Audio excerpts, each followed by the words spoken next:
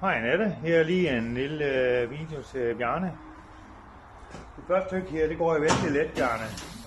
Så den armen kommer ned, og den der kommer på. Har et latjern, sætter i her.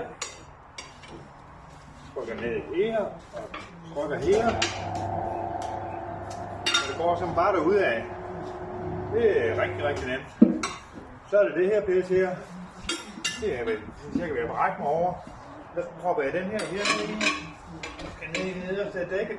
Og så forsøge rundt til at være i midterskrunden her. Så trækker det der ordentligt.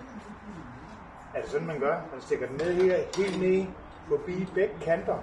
Hvor den der centreret trækker opad. Hej Annette.